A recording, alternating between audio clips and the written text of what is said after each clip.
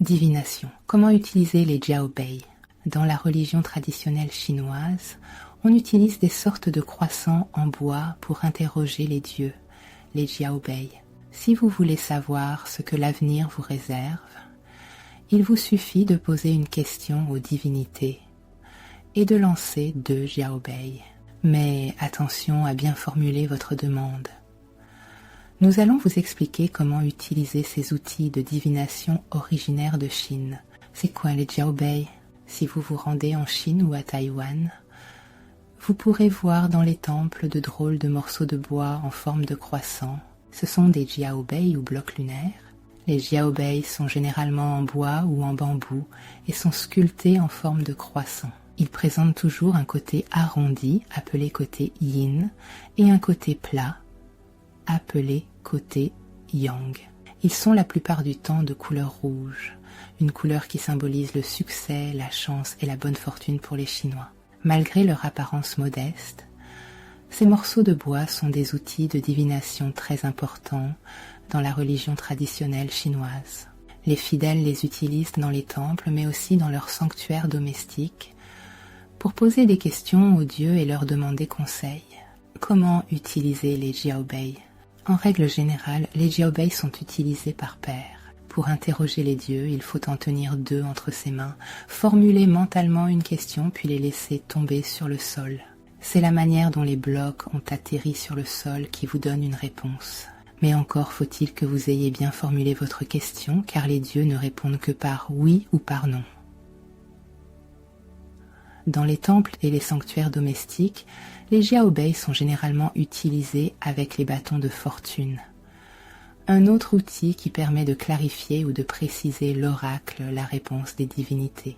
Si vous utilisez les blocs de lune seuls pour recevoir une réponse simple, oui ou non, vous devez d'abord les purifier en les faisant tourner 3 fois autour du brûleur d'encens.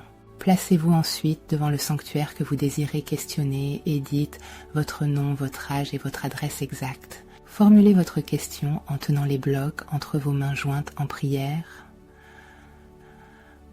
puis laissez-les tomber au sol et observez comment ils ont atterri. Comment poser une question aux dieux? Selon les croyances chinoises, les jiaobei délivrent des conseils divins sous la forme d'une réponse par oui ou par non.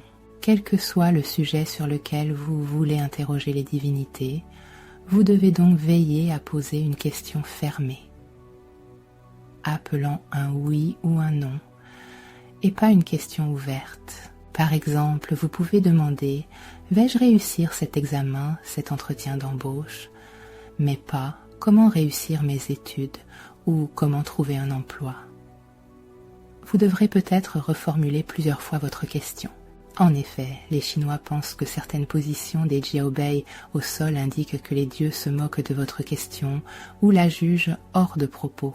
Comment interpréter la réponse? Quand ils tombent sur le sol, les jiaobei peuvent donner 3 réponses possibles. Si l'un des côtés incurvés est tourné vers le haut, bloc rond, et l'autre vers le bas, bloc plat, c'est un oui. Quand ça s'en si les 2 faces incurvées sont tournées vers le haut, 2 blocs ronds, c'est un non et vous devez répéter l'opération. Les Chinois pensent que les dieux sont mécontents ou montrent leur désaccord avec la question dans la façon dont les blocs tombent directement à plat sur le sol. Si les 2 faces incurvées sont tournées vers le bas, 2 blocs plats, il y a plusieurs interprétations possibles. On dit que les dieux se moquent de votre question car ils la jugent hors de propos. Ce dernier résultat peut être interprété comme un non accentué, car la question posée n'était pas claire ou car la réponse à la question est évidente. Vous devez alors répéter l'opération en modifiant votre question pour la rendre plus pertinente.